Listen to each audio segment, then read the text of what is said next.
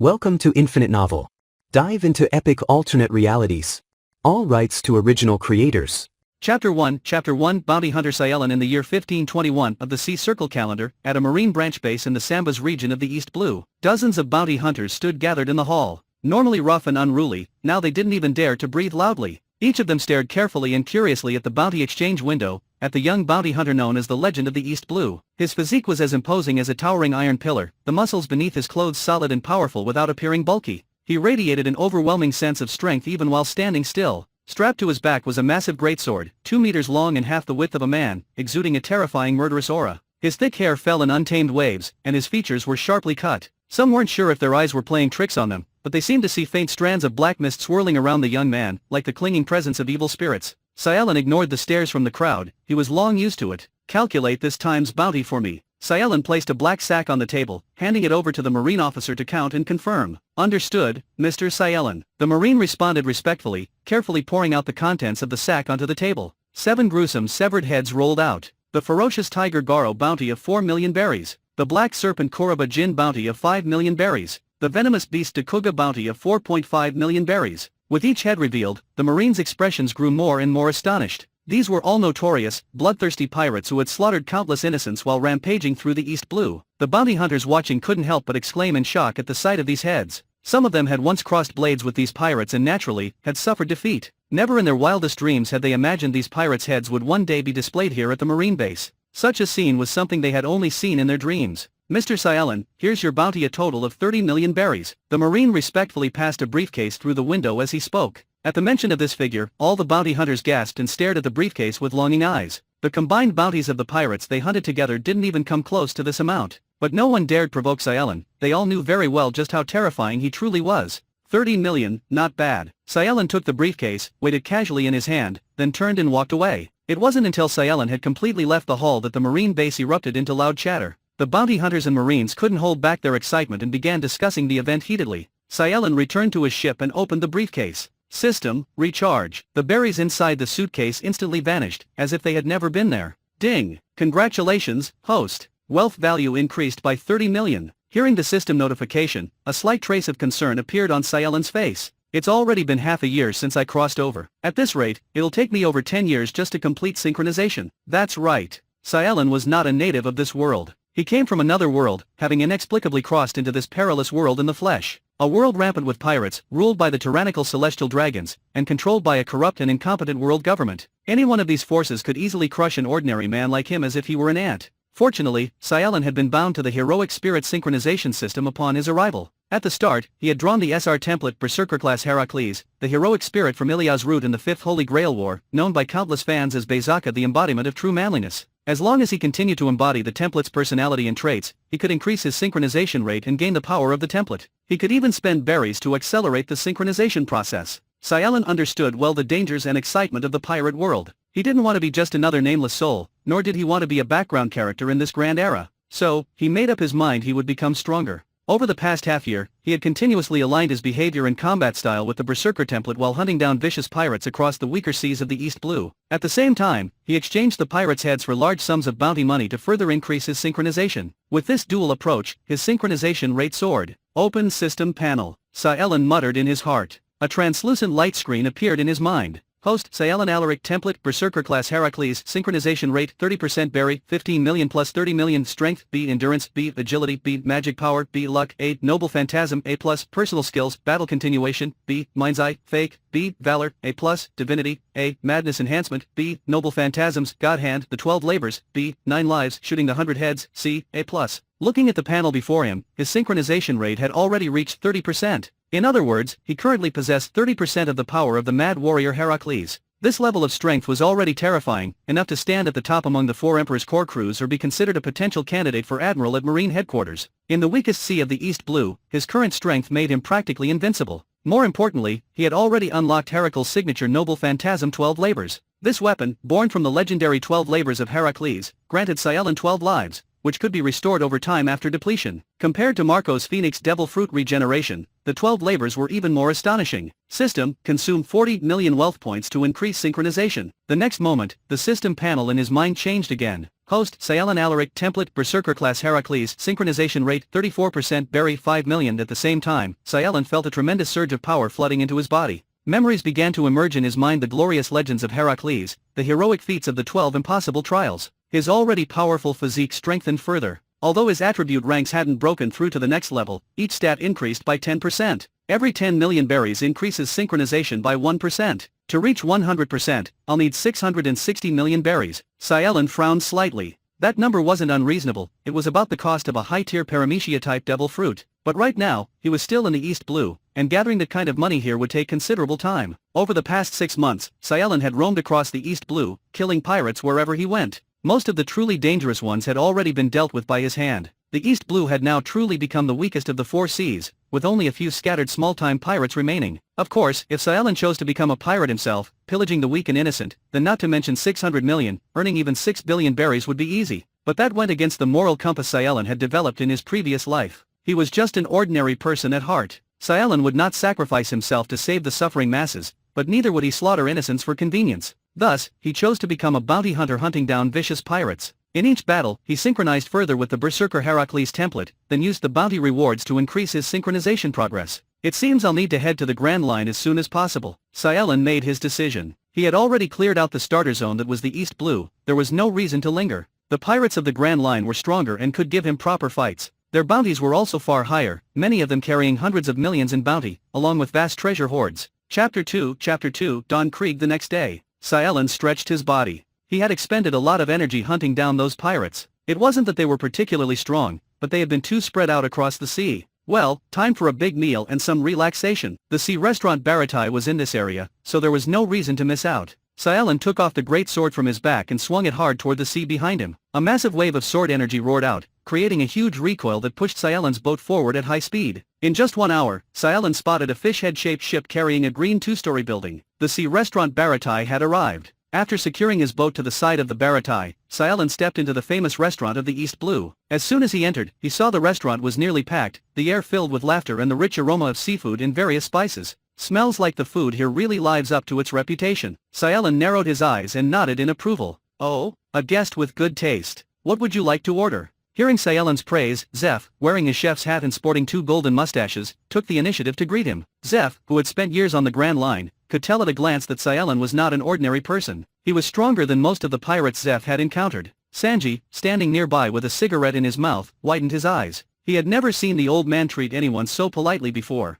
Bring me all your signature dishes. If that's not enough, keep them coming. Cealan didn't stand on ceremony. He could easily eat as much as several tables worth of diners. Ever since syncing with the Heracles template, his appetite was on par with a dimensional stomach. No matter how much he ate, it was never enough. Nanny, we absolutely do not allow any food waste in this restaurant. Zeph immediately shouted. His early hardships had made him intolerant of wasting food, and he didn't care how special Cealan might be. No problem. That won't be an issue. Cealan smiled in response. He wouldn't waste a single bite. But his calm reply came off as a provocation to Zeph, as if Cealan were mocking the quality of the Baratai's food. In that case, I'll make sure you leave here clutching your stomach. Zeph snapped back with a glare. Sanji, give it everything you've got. Zeph grabbed Sanji and headed straight into the kitchen. Cealan casually found an empty seat, sat down, and leaned his greatsword against the chair beside him. A few diners recognized Cealan and raised their glasses to him. Some pirates, terrified, quickly paid their bills and fled the restaurant. Cealan glanced at them and immediately saw they were just small fry with bounties of a few tens of thousands of berries. He couldn't be bothered with them.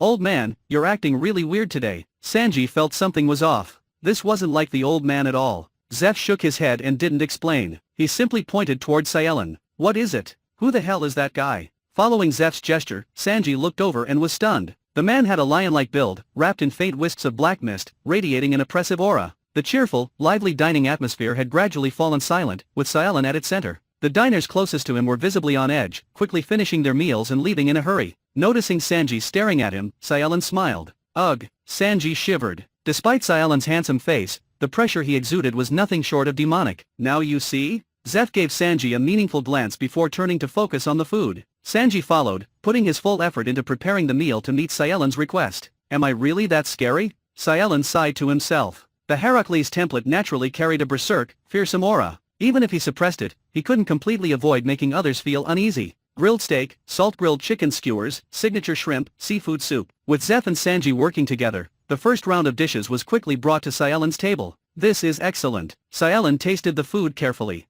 He had to admit, the skills of these two chefs were truly impressive. In both his past and present life, he had rarely encountered cooking of this level. Though his eating manners were proper, his speed was astonishing. An entire table of dishes disappeared in moments. From the kitchen, Sanji and Zeph watched, their eyelids twitching. They hadn't expected Cealan's appetite to be so massive. The two of them returned to the stove, working quickly to prepare more dishes, replacing the empty plates at Cealan's table one after another. Just as Cealan was happily enjoying his meal, a group of uninvited guests entered the restaurant. Don Krieg, supported by Jin, limped into the baratai. Their pirate crew had been devastated by Dracul Mihawk's blade and were in desperate need of supplies. "Captain, let's get out of here. That's the strongest bounty hunter in the East Blue." The moment they entered, Jin recognized Cealan. "The East Blue is too weak. The so-called strongest bounty hunter here is just another small fry." Krieg sneered. He was a pirate who had entered the Grand Line. "But I'm too weak right now. I need to recover my strength first." Not long ago, he had encountered Mihawk, who sank 50 of his ships. Krieg had barely escaped with his life, only to be hounded by the Marines.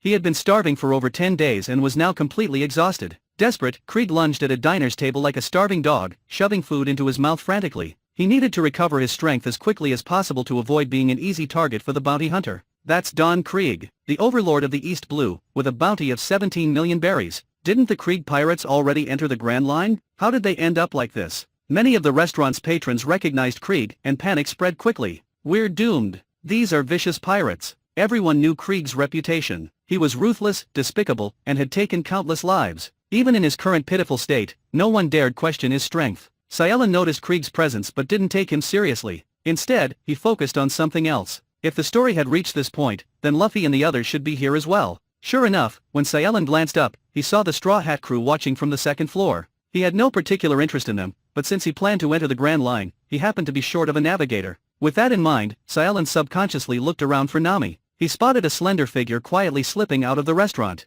"Oh, leaving so quickly?" Cealan smiled to himself. It seemed there was still a chance. "Wahaha, I'm back again." After eating and regaining some strength, Krieg laughed arrogantly. Now that he had recovered, he no longer feared Cealan, the so-called strongest bounty hunter of the East Blue. Krieg removed his outer jacket, revealing golden armor beneath. His spiked, mountain-like cape fluttered behind him. At that moment, his confidence returned, as if he had regained his former glory as the ruler of the East Blue. "Hey, you over there. I'm talking to you. I'm Don Krieg, the big pirate with a bounty of 17 million berries. If you've got the guts, come and claim it." Wahaha. Krieg pointed directly at Cealan, planning to use the strongest bounty hunter of the East Blue as a stepping stone to reclaim his lost reputation. Faced with Krieg's provocation, Cealan simply smiled. He hadn't expected that just coming here for a meal would bring him some extra rewards. Chapter 3, Dishwasher Luffy. I really miss this. It's been a long time since a bounty came walking right to my doorstep. Cealan sighed, his eyes filled with nostalgia. Back when he first started making a name for himself in the East Blue, many pirates would come straight to him, hoping to use him as a stepping stone to fame. It was thanks to these reckless challengers that Cealan was able to quickly get through his early days. But after just 3 months at sea, this kind of pirate takeout delivery disappeared completely. Now, most pirates in the East Blue ran faster than rabbits whenever they heard his name. Many even changed their hideouts frequently, which greatly increased the difficulty of hunting them down. "Don't get cocky. I'm the pirate fleet Admiral Krieg." Seeing Cealan's expression, Krieg felt like he was being treated like a joke. Furious, Krieg's armor twisted as 2 gun barrels extended from it. "Die, brat." 2 cannon shells blasted toward Cealan. Krieg was full of confidence. With his equipment, he was undefeated in the East Blue. Countless enemies had fallen under the firepower of these cannons. The shells slammed into Cealan, kicking up a huge cloud of dust. "Tch, boring." Cealan waved his hand, dispersing the dust. His body remained completely unscathed. This was the effect of the noble phantasm, God Hand, the 12 labors. Any attack below B rank could not harm him. Cealan had not even considered dodging such a weak attack. "Haha, you fell for it, brat. This is a poison gas shell." Krieg sneered viciously. Although he looked down on Cealan, he still used his signature dirty tricks. That was the kind of despicable man Krieg was. No matter who his opponent was, he always struck first with underhanded tactics. Damn it, how shameless. Sanji, watching from the kitchen, was about to rush out to help. "Stay put. Krieg is no match for him." Zeph stopped Sanji. He firmly believed that Cealan, the man who had shaken even him, would not lose to Krieg. "It's useless." Cealan shook his finger. This poison gas didn't even reach B rank. It was completely ineffective against the 12 labors. Krieg didn't give up. dirty tricks weren't his only weapon. He pulled out a golden warhammer and charged towards Cealan. Watch out! Krieg is incredibly strong. That weapon weighs a ton. The diners hiding nearby couldn't help but call out a warning. Cealan casually picked up the greatsword resting beside him and swung it at Krieg. When it came to brute strength, no one could compare to Cealan. He possessed the synchronization of Heracles, the legendary hero of Greek mythology. The giant sword and golden hammer clashed in midair. Krieg immediately felt an overwhelming force. The golden hammer was cut in half instantly. The greatsword continued downward, slicing through Krieg's golden armor. Finally, the blade drove into Krieg's abdomen, pinning him firmly to the floor. How can he be so strong? Krieg lay on the ground, gasping for air. He could never have imagined such strength existed in the East Blue. The power behind that sword swing was something he could not hope to withstand. Defeated in one strike? It took the diners a while to react. Many of them couldn't believe what they were seeing. Krieg had been the self-proclaimed overlord of the East Blue. Everyone here knew his reputation. Some had experienced his cruelty firsthand and were well aware of how terrifying he was. This was a pirate who had destroyed marine bases and rampaged unchecked across the East Blue. But now, he had been defeated in a single blow by Cealan, unable to fight back at all. Both the strongest in the East Blue, but the gap between them is this big. Krieg was known as the strongest pirate in the East Blue. Cealan was known as the strongest bounty hunter. Even if one lost, no one expected the difference to be so overwhelming. Yet Cealan had brought Krieg down with just one strike, leaving him barely clinging to life. Jin, seeing his captain defeated, gritted his teeth and charged at Cealan. Too weak. In Cealan's eyes, Jin's movements were slower than a turtle's. He casually threw a punch, knocking Jin out cold. Under the stunned gaze of everyone present, Cealan placed a bag of berries on the table, then carried Krieg and Jin out of the restaurant. Docked nearby was Krieg's flagship, still crewed by over 100 of his pirates. It's too much trouble to haul them all away. Might as well wipe them out right here. The pirates on the ship were all small fry. Many didn't even have bounties. Cealan had no interest in identifying them one by one. Besides, the Krieg pirates were infamous across the East Blue for their brutality and crimes. Their deaths would not be a loss to anyone. Cealan focused his mind and swung his greatsword toward the massive ship. The slash roared out like thunder crashing down upon the earth. With the Heracles synchronization, even though the berserker form of Heracles had lost the godlike martial arts of his sane state, his instinctual combat ability was still engraved deep in his bones. After half a year of practice, Cealan had combined the swordsmanship of the pirate world with his template, finally stepping into the realm of a true swordsman. He could cut through steel and unleash devastating flying slashes. With just his swordsmanship alone, he could dominate the first half of the Grand Line. The pressure of the slash, dozens of meters long, blasted out from the greatsword, splitting the pirate ship into pieces. The entire crew aboard was killed instantly, the sea stained red with blood. Overhead, a news crew flew by, capturing this terrifying scene with its camera. The immense force of the slash shocked everyone in the restaurant. Even far out at sea, flocks of seabirds were startled into flight. Dracul Nighthawk, standing on his small raft, suddenly stood up and looked toward the direction of the Baratai. There's such a powerful swordsman in the East Blue? The presence behind that slash was enough to qualify as a worthy opponent. Nighthawk stabbed the black blade Yoro into the water, using it as a paddle to steer quickly toward the floating restaurant. Cealan, unaware that Nighthawk was coming for him, carried Krieg and Jin straight to the nearest marine base. Back at the Baratai, the stunned diners finally stepped outside to check the situation. When they saw Krieg's flagship completely destroyed, their shock deepened. This level of strength shouldn't exist in the East Blue. Zeph had not seen such a formidable fighter in many years. Even at his peak, he was certain he couldn't compare to Cealan. Beside him, Sanji was also speechless. At some point, the cigarette in his mouth had fallen to the floor. Born into the Vinsmoke family, Sanji clearly understood how terrifying Cealan's power was. That presence was even more overwhelming than his father, Vinsmoke Judge. Luffy and Zoro were just as shaken. They were new to the seas, and this was their first time witnessing such strength. Shug, I want to be even stronger than him. I'm going to be the Pirate King. Luffy's fighting spirit remained high. True to his nature, he would not be discouraged. Oh no, Boss Luffy, Boss Zoro. At that moment, Zoro's two crewmates rushed over, panic written all over their faces. Miss Nami took the ship and all our treasure. They had been so distracted by Cealan's overwhelming power that they hadn't noticed Nami quietly sailing away. Nanny! Both Luffy and Zoro shouted in shock. Just as Luffy was about to chase after her, a white chef's hat smacked into the back of his head. Idiot, you still have to work here to pay off your debt for the damage. Zeph knocked Luffy on the head and dragged him back into the kitchen. Since Cealan had already taken care of the Krieg pirates, Luffy and the others hadn't yet formed a deep bond with Zeph or Sanji. It would take some time before they could leave. Chapter 4 I Refuse. Cealan steered his boat toward the marine branch base in the Samba Sea. Just 2 hours earlier, he had exchanged bounty rewards at this very base. He hadn't expected to catch 2 big fish in the time it took to enjoy a meal. Krieg was worth 17 million berries, and Jin was worth 11 million berries. After I turn in this bounty, maybe I should go back for another meal. Who knows, maybe more big fish will show up if I eat there again? Ha ha ha. Cealan couldn't help but laugh at the thought. At the Baratai in the Samba Sea, Mihawk's small raft floated on the waters, surrounded by shipwreck debris. Mihawk picked up a piece of shattered timber, closed his eyes, and used observation haki to sense the lingering traces of battle. After a moment, Mihawk opened his eyes. Good swordsmanship. Impressive power. In terms of swordsmanship itself, it was excellent. Though still a level below Mihawk's own mastery, the power behind the strikes at the scene had earned his recognition. Compared to the monsters of the Beast's pirates, this swordsman was not far behind. It seems I may have a worthy opponent in the future. Mihawk smiled faintly. He acknowledged Cealan's potential. However, for now, Mihawk had no intention of testing him. The man was still a bit too inexperienced. On the other side, after sailing for another hour, Cealan returned once again to the Marine Branch base. Carrying Jin and Krieg with him, Cealan walked straight in. Isn't that Mr. Cealan? Didn't he just come here this morning? Several bounty hunters gathered in the hall whispered to each other, looking at Cealan with puzzled expressions.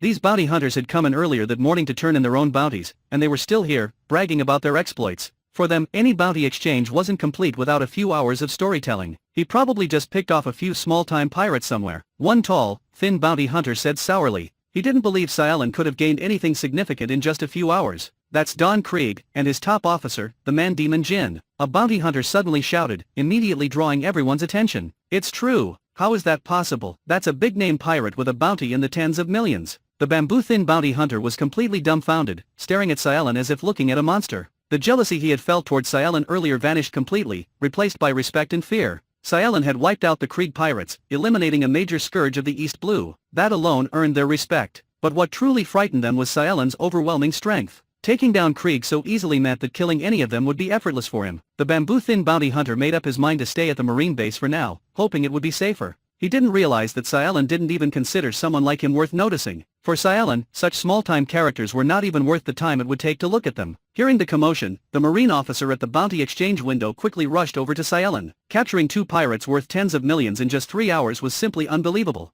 After a careful inspection, the marine confirmed their identities. The former overlord of the East Blue was now a corpse, and his top subordinate lay unconscious beside him. Mr. Cealan, thank you for your help in eliminating this threat from the East Blue. The marine saluted Cealan respectfully, his voice loud and clear. There was even a trace of regret in his eyes. Why wouldn't someone like Cealan consider joining the Marines? The branch's commanding officer had already invited him several times, but Cealan had refused every offer. I'll extend the invitation again. I sincerely hope you will consider joining the Marines. Headquarters is willing to appoint you as a captain. The Marine tried once more. What if this time Cealan agreed? The surrounding bounty hunters all gasped, their eyes nearly popping out of their heads. The rank of captain in the Marines meant command of a branch base in the East Blue, with hundreds of subordinates, a patrol ship, and countless hidden benefits. The bounty hunters stared at Cealan, practically wishing they could agree on his behalf.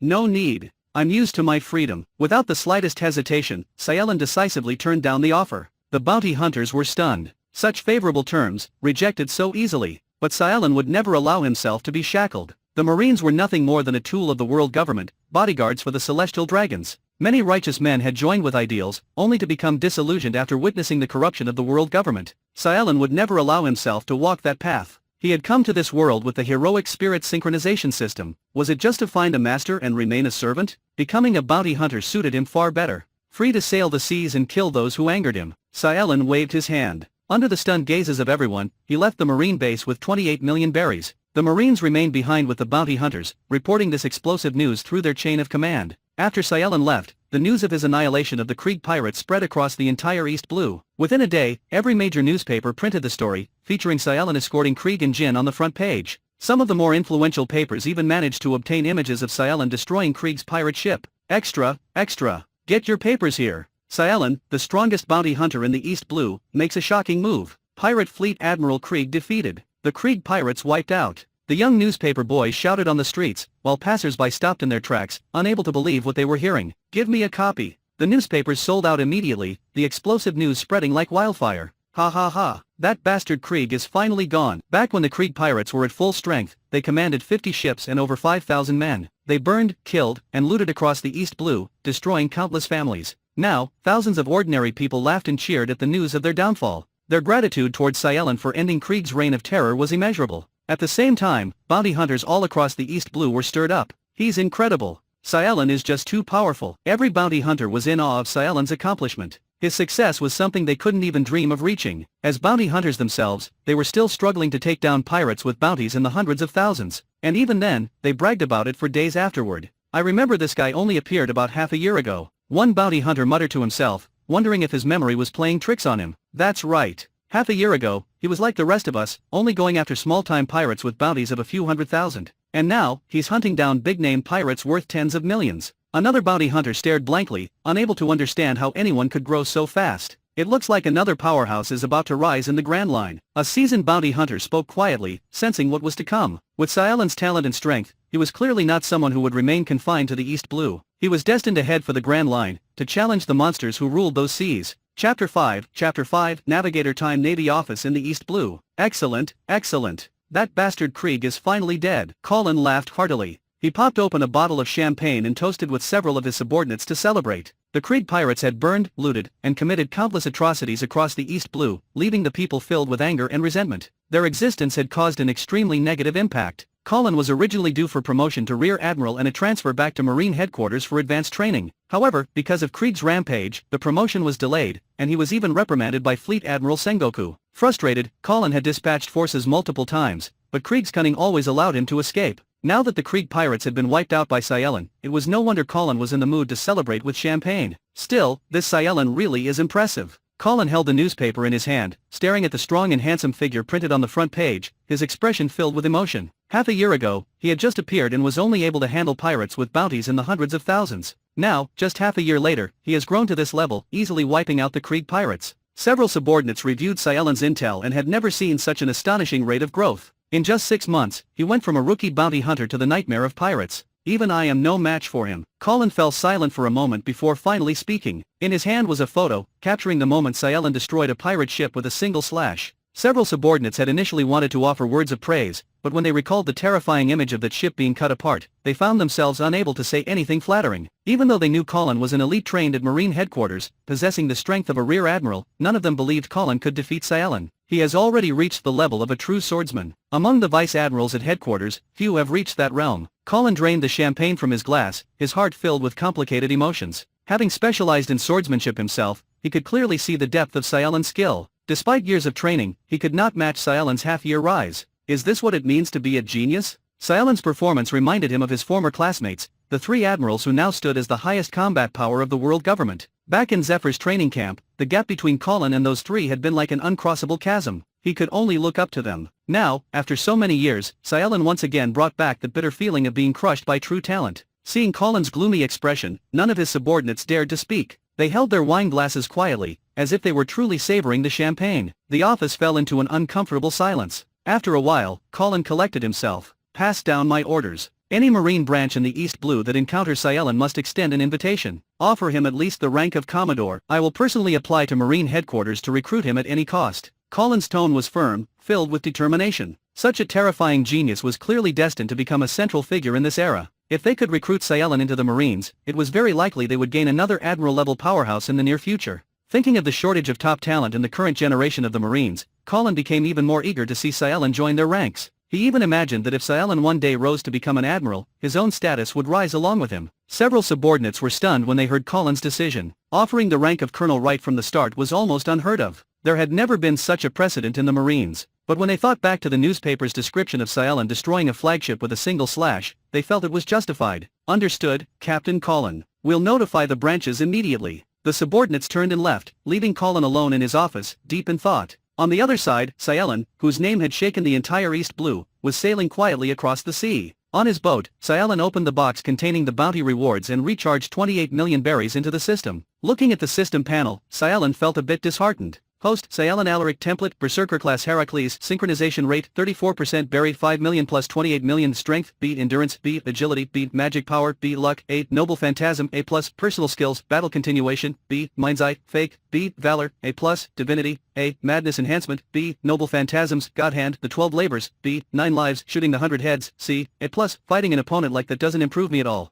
Cealan sighed. When he first started out, battling pirates with bounties of tens of thousands helped increase his synchronization rate. As the bounty levels of his opponents rose into the hundreds of thousands and then millions, he continued to make progress. But now, even defeating Krieg, with his 17 million berry bounty, had done nothing to increase his synchronization. Cealan understood why. A one-hit kill like that couldn't possibly help him improve. If he wanted to gain synchronization through battle, it would have to be against an opponent who could at least survive a few exchanges. A drawn-out fight, not an instant defeat. Consumed 30 million berries to increase synchronization. The system panel blurred for a moment, then updated. Host, Cealan Alaric Template, Berserker Class Heracles, Synchronization Rate, 37%, Berry 3 million, Strength, B upward arrow, Endurance, B upward arrow, Agility, B upward arrow, Magic Power, B upward arrow, Luck, A, Noble Phantasm, A+, Personal Skills, Battle Continuation, B, Mind's Eye, Fake, B, Valor, A+, Divinity, A, Madness Enhancement, B, Noble Phantasms, God Hand, The 12 Labors, B, 9 Lives, Shooting the 100 Heads, C, A+, Cealan's stats had improved again, though there was still a long way to go before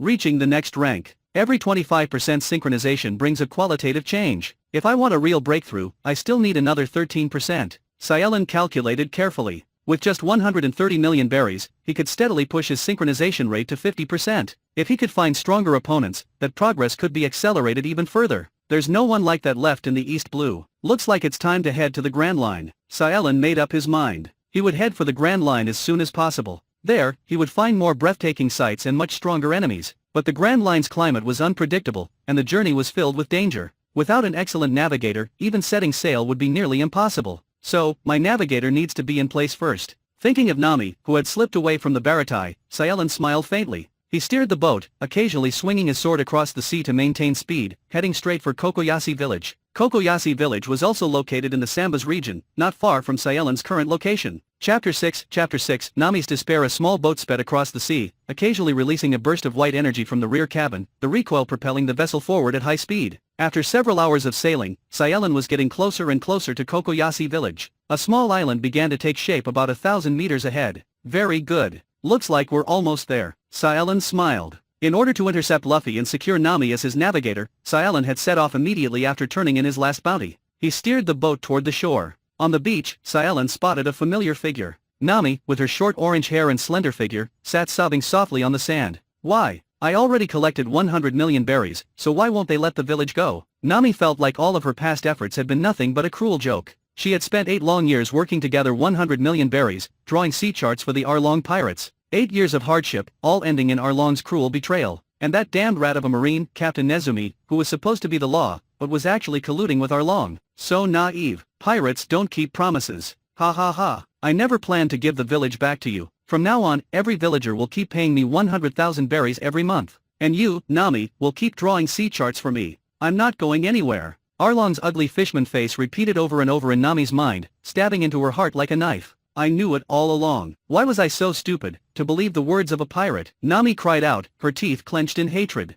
Her hatred for Arlong had reached its peak. 8 years ago, her adoptive mother Belmir had been killed by Arlong to protect her. For 8 years, the Arlong pirates had squeezed the village dry. Anyone who failed to pay was killed without mercy. And the villagers. Everyone is doing their best to fight back, but how could they possibly defeat Arlong? Thinking of the villagers, armed only with hoes and kitchen knives, standing up against the Arlong pirates, Nami's despair deepened. Everyone will die. Her tears continued to fall as hopelessness weighed on her heart. Those kind and innocent villagers, her sister Nojiko, they would all be slaughtered by Arlong. She hated him more than anything, yet felt completely powerless. There was no warmth left under the bright sunlight. This pirate world was too cold, too cruel. If only someone, anyone, would come to help. Even if it was a devil, she was willing to give anything. Nami prayed silently in her heart. At that moment, a calm and magnetic voice reached her ears. Hey, how do I get to the Arlong pirate's base? Nami looked up and saw a figure standing before her. He had a handsome face, a tall, strong build radiating great power, and faint strands of black aura swirling around him. He looked like a demon incarnate. It's you, the strongest bounty hunter in the East Blue. Nami's dead heart suddenly came alive again. She had seen Cealan once before at the Baratai. Back then, Krieg had confronted Cealan, and Nami had slipped away amidst the chaos. The next day, she had seen the news. The infamous Admiral Krieg had been killed by Cealan, and the Krieg pirates were annihilated. Nami had even fantasized about how wonderful it would be if Cealan could come to Kokoyashi village. Before Krieg's defeat, she had already heard the rumors about Cealan. Known as the strongest bounty hunter in the East Blue, countless ruthless pirate crews had been destroyed by his hand. Unfortunately, he was known for wiping out all pirates in a region before moving on, so she hadn't dared to hope. When she had briefly met Cealan at the Baratai, she had thought about asking for his help. But being forced to work for the Arlong pirates, she had been too afraid that Arlong would kill her before she even had the chance. At that time, she had still believed in Arlong's lie, clinging to the hope that 100 million berries would buy the village's freedom. Now, all she felt was regret. If only she had given that 100 million berries to Cealan back then, Kokoyashi village might have been saved long ago. Mr. Cealan, please, help us eliminate the Arlong pirates. I'm willing to give anything, even my life. Nami wiped her tears away, her expression firm as she bowed deeply to Cealan. For the sake of the villagers, for revenge against Arlong, she was prepared to sacrifice everything. All right, lead the way. Cealan nodded calmly, without making any grand gestures or declarations. He fully intended to make Nami his navigator, and the bounty and treasure from the Arlong pirates were exactly what he needed. Thank you, Mr. Cealan. Nami's heart surged with hope. At that moment, the man before her, wrapped in black aura, looked like a shining hero in her eyes. Nami walked ahead, leading the way and explaining the situation with the Arlong pirates to Cealan as they went. Mr. Cealan, the Krieg pirates you defeated before were called the overlords of the East Blue, but in reality, the Arlong pirates are the strongest pirate force in the East Blue. Their leader, Arlong, is a big-name pirate who returned from the Grand Line with a bounty of 20 million berries. Nami's expression was serious. She knew all too well how terrifying the Arlong pirates were. Back when Krieg led 50 pirate ships into the Grand Line, they were nearly wiped out in just 7 days. Only one main ship returned. Arlong and his crew had spent years surviving in the Grand Line. Their strength was definitely above that of the Krieg pirates. Yeah, Cealan responded with a nod, his expression indifferent. I know you can defeat Arlong, but he has several officers helping him. They're all fishmen. They're much stronger than humans. Nami's voice trembled slightly, anxious that Cealan might be underestimating them. Don't worry. They're no match for me. Seeing Nami's concern, Cealan gave a soft reassurance. To be honest, he had never taken the Arlong pirates seriously. They were nothing more than thugs who bullied the weak and cowered before the strong. After losing their backing in the Grand Line, they had come to the East Blue just to scrape by. If it were Jinbei, one of the 7 warlords of the sea, Cealan would have considered the fight seriously. But Arlong was nothing more than a waste, just like Krieg, defeated with a single strike. Still, please be careful. Nami, born and raised in the East Blue, had been oppressed by the Arlong pirates since childhood. If you find you can't beat him, please run. Just escape. Nami bit her lower lip as she forced the words out. Her fear of Arlong was deeply rooted. Even though Cealan's reputation was terrifying, she couldn't help but worry. She was prepared for the possibility of failure. Don't worry so much. To me, the Arlong pirates are nothing but a small problem. Cealan held up 2 fingers, leaving only a tiny gap between them. They're about this much of a challenge. That's great, haha. Nami forced a smile, though her anxiety remained. In her mind, Arlong and Cealan were probably evenly matched. Arlong was the strongest pirate in the East Blue, and Cealan was the strongest bounty hunter. Even if there was some difference in strength, it couldn't be that big. Plus, with Arlong's officers helping him, Nami thought Cealan's chances of winning weren't very high. She had never left the East Blue, and her worldview was still too limited. Though she had seen the newspaper photo of Cealan slicing apart a large ship with a single slash and knew he was powerful enough to dominate the East Blue, she had no idea that such strength was enough to establish a foothold in the Grand Line. With that power alone, he could easily qualify as one of the 7 warlords of the sea. The mighty Arlong, in her eyes a terrifying monster, was no more than an insect to Cealan. Chapter 7.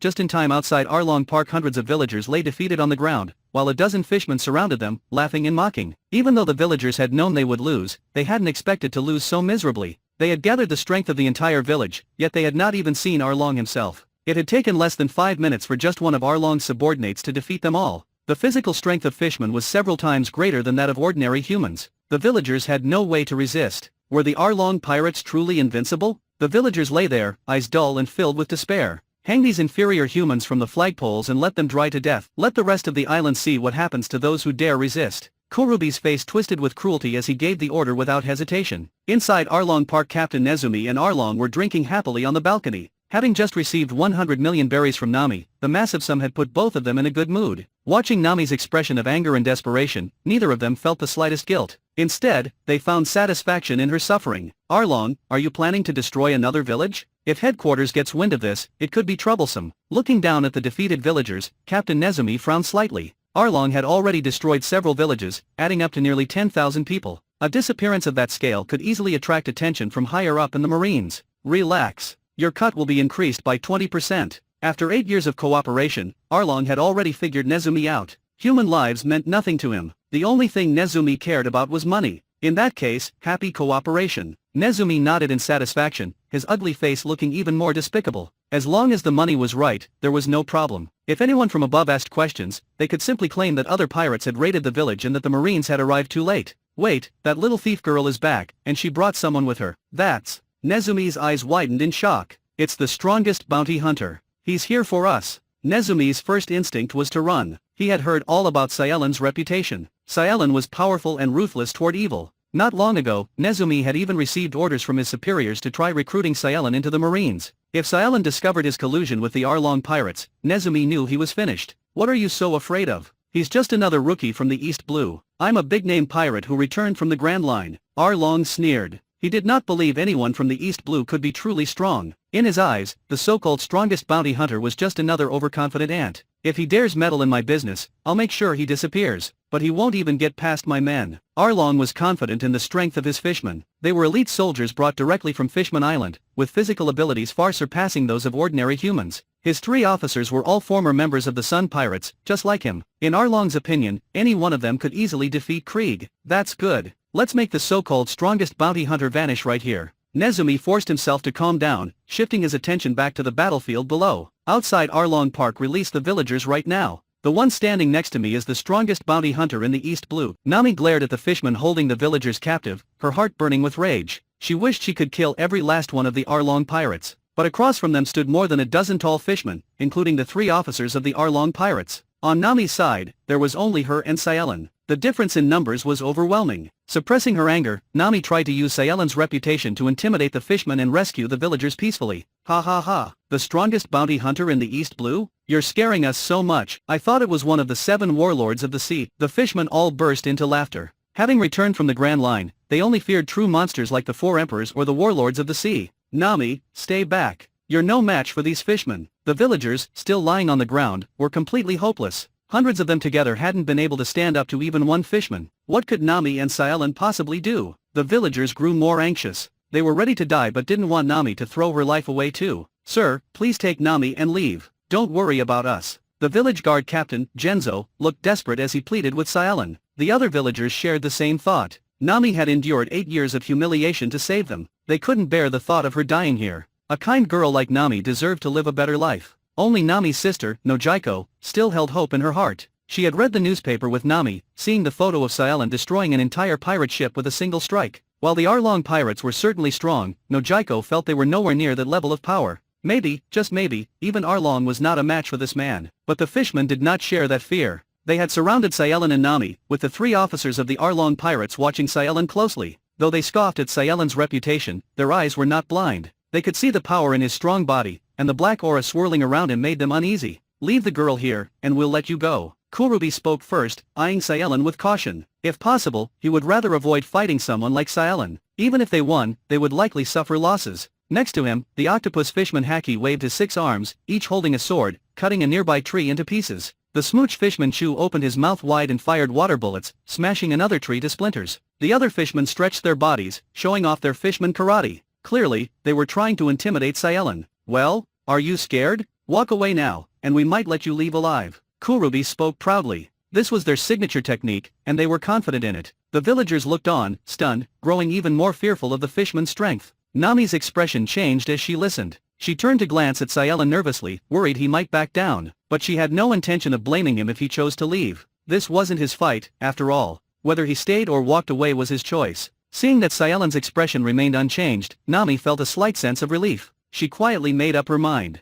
If they survived this, she would give everything she had to repay Cealan. Actually, I'm not scared at all. It's just that you're far too weak. The fishman's intimidating display, which terrified the villagers, was nothing but a clown show in Cealan's eyes. Heracles had mastered countless martial arts, transcending the limits of human skill and reaching the realm of the divine. Even though much of that skill was lost in his berserker state, the fighting instinct remained deeply engraved. To Cealan, the fishman's martial arts were better than the sloppy fighting of the Krieg pirates, but they still looked like children playing at combat. So, you really intend to fight us? Hearing Cealan's calm mockery, Kurubi's face grew serious as he confirmed Cealan's intent once more. Cealan did not bother responding with words. Trash like this did not deserve his explanations. Instead, he reached back and slowly removed the massive greatsword from his back, his action alone expressing his answer. The villagers and Nami stared at him with growing worry, but Nojiko's eyes lit up. She remembered the photo in the newspaper. The slash that had destroyed Krieg's flagship was not something these fishmen could withstand. Loved this story? Hit subscribe and join Infinite Novel to be the first to catch new chapters.